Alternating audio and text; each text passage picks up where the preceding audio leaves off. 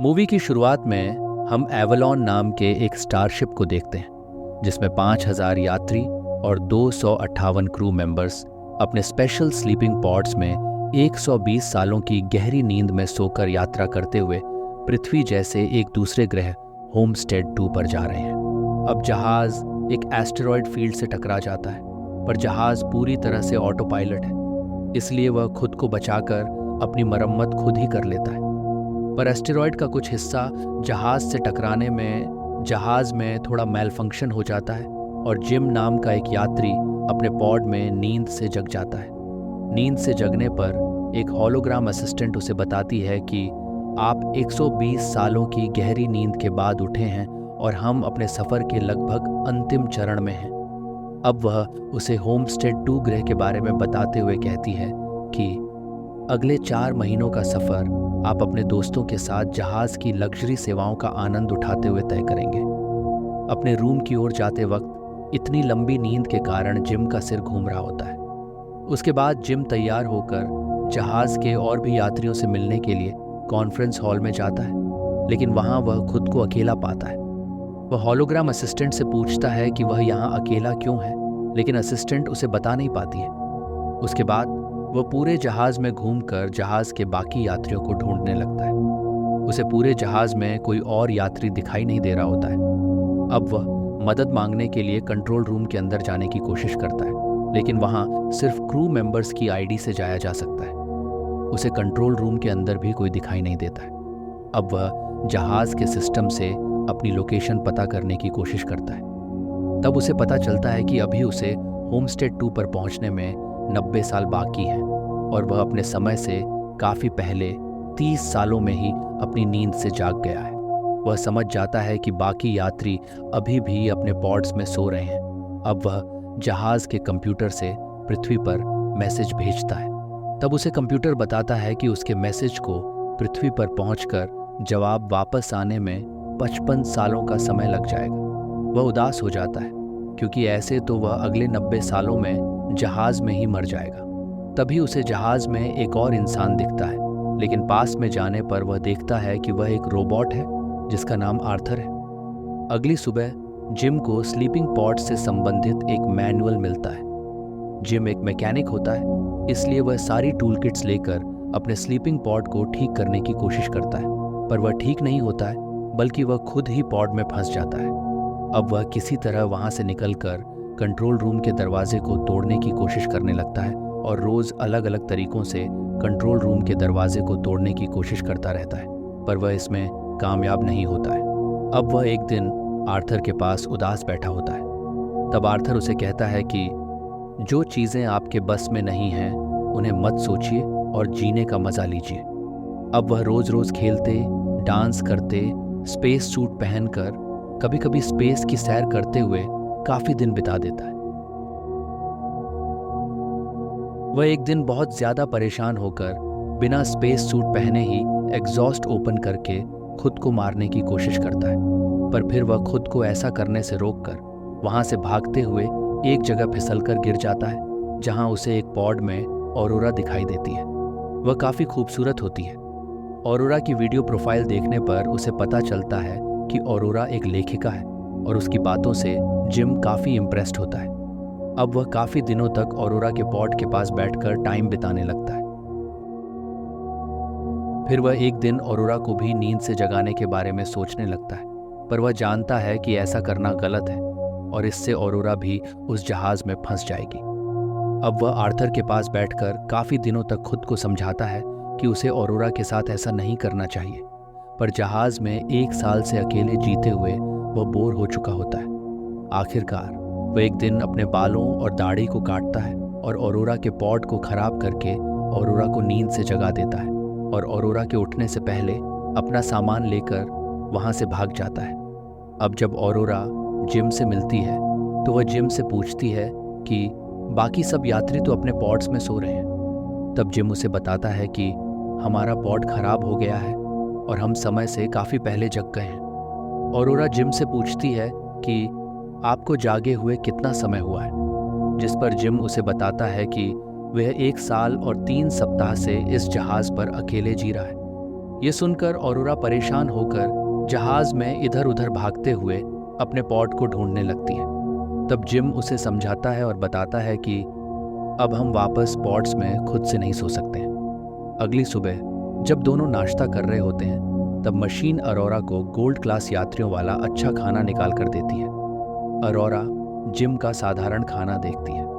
Gym उसे बताता है कि वह गोल्ड क्लास यात्री नहीं है, इसलिए वह 1 साल से यही साधारण खाना खा रहा है। तब अरोरा उसे भी मशीन से अच्छा खाना ला कर देती है। अब अरोरा भी पॉड में वापस सोने के बारे में जानने के लिए कंट्रोल रूम के दरवाजे को तोड़ने की कोशिश करती है, पर वह भी इसमें कामयाब नहीं होती। अब अरोरा समझ जाती है कि वह भी इस शिप में फंस चुकी है और अपनी बुक में शिप के अनुभवों को लिखने लगती है। अब दोनों साथ में कई दिनों तक डांस करते, बास्केटबॉल खेलते, मूवीज देखते और साथ में काफ़ी समय बिताकर अच्छे दोस्त बन जाते हैं। एक दिन दोनों डेट पर जाते हैं, साथ में डिनर करते हैं और अंतरिक्ष की सैर भी करते हैं।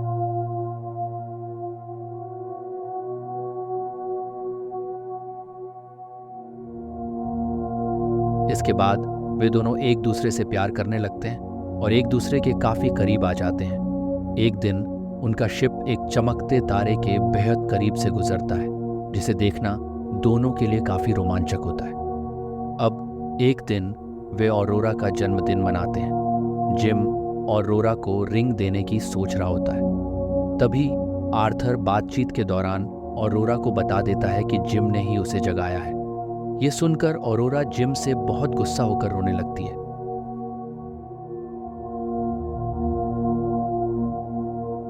और कई दिनों तक जिम से बात भी नहीं करती। ऑरोरा गुस्से में जिम को बहुत मारती है। वह उसे जान से मारने ही वाली होती है, लेकिन फिर खुद को रोक लेती है। जिम उससे माफ़ी भी मांगता है, पर ऑरोरा उसे माफ़ नहीं करती। कुछ दिनों बाद जिम शिप के बीच में एक पेड़ लगा देता है, जिसे देखकर ऑरोरा खुश होती है। अब एक दिन डेक चीफ गस भी नींद से जाग जाते हैं। जब जिम उन्हें बताता है कि अभी हम अपनी मंजिल से 88 साल दूर हैं, तो वे समझ जाते हैं कि उन तीनों के स्लीपिंग पॉड्स खराब हो गए हैं। इसके बाद तीनों डेक चीफ की आईडी से कंट्रोल रूम में जाकर शिप की गड़बड़ियों की जांच करने लगते हैं। डेक चीफ उनके खराब पॉड्स की भी जांच करते हुए समझ जाते हैं कि ऑरोरा का पॉड जिम ने खराब किया है, पर वे जिम की मजबूरी समझ जाते हैं और ऑरोरा को समझाते हैं। सिस्टम की जांच करते हुए डेक चीफ की तबीयत थोड़ी खराब लगती है, तो वे थोड़ी देर आराम करने चले जाते हैं। उस रात थोड़ी देर के लिए शिप का पावर ऑफ होने से ग्रेविटी लॉस हो जाता है, जिसके कारण ऑरोरा स्विमिंग पूल के पानी में फंस जाती है। पर समय पर ग्रेविटी वापस आने से वह मरते मरते बच जाती है। अगली सुबह डेक चीफ बेहोश हो जाते हैं। जब वे लोग ऑटोडॉक मशीन में उनकी जांच करते हैं तो मशीन बताती है कि पॉड की खराबी की वजह से उनके सारे अंग खराब हो रहे हैं, जिससे उनके पास अब ज़्यादा समय नहीं बचा होता। इसलिए डेक चीफ उन दोनों को एक दूसरे का ख्याल रखने को कहकर अपनी आईडी बैज उन्हें दे देते हैं, ताकि वे लोग शिप में कहीं भी जा पाएं और शिप को ठीक कर सकें। डेक चीफ की वहीं डेथ हो जाती है। अब शिप में अचानक से मैल फंक्शन बढ़ जाते हैं। आर्थर भी खुद को नुकसान पहुंचा रहा होता है, इसलिए जिम उसकी पावर ऑफ कर देता है। अब उन्हें फ्यूजन रिएक्टर के पास शिप में एक छेद दिखाई देता है। शिप के फ्यूजन रिएक्टर पावर प्लांट को कंट्रोल करने वाला कंप्यूटर एस्ट्रॉयड की टक्कर से खराब हो जाता है, जिसकी वजह से शिप में ये सारी समस्याएं हो रही थी। अब जिम कंप्यूटर के खराब हिस्से को बदल देता है, लेकिन बाहरी दरवाज़ा जाम हो चुका होता है, जिससे रिएक्टर को ठंडा करने की प्रक्रिया पूरी नहीं हो पाती। जिम कहता है कि मुझे बाहर जाकर दरवाजे को खोल कर रखना होगा, जिसमें मेरी जान भी जा सकती है। अब जाते वक्त वह ऑरोरा को डेक चीफ की आईडी बैज देता है। तभी ऑरोरा उससे कहती है, तुम्हें वापस आना होगा, मैं तुम्हारे बिना जहाज़ पर अकेले नहीं रह पाऊंगी।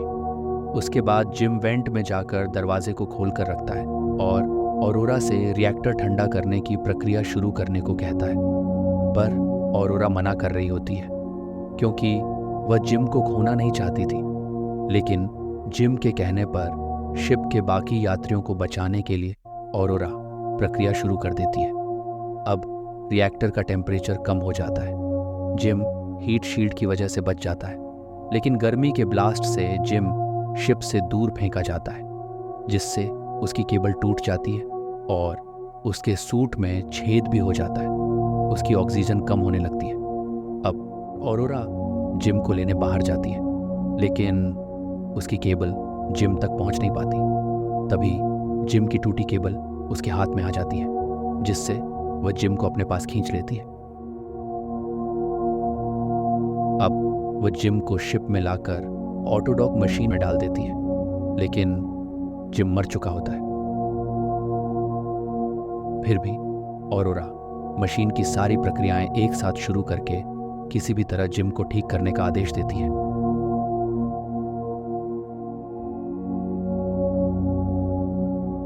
थोड़ी देर बाद जिम होश में आ जाता है।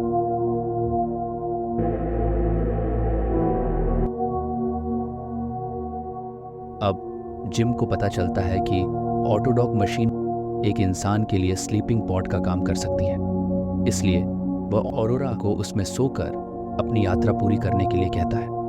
लेकिन ऑरोरा जिम के साथ शिप पर रहकर ही अपना बाकी जीवन जीने का फैसला करती है। ऑरोरा आर्थर को भी ठीक कर देती है। अब जिम ऑरोरा को अपनी बनाई हुई रिंग देता है, जिसे ऑरोरा स्वीकार कर लेती है।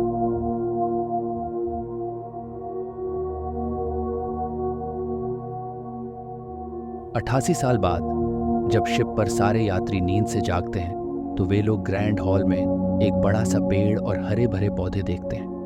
ऑरोरा की कहानी की एक रिकॉर्डिंग बता रही होती है, मैं और जिम हमने मिलकर एवलॉन पर एक अद्भुत जीवन व्यतीत किया है।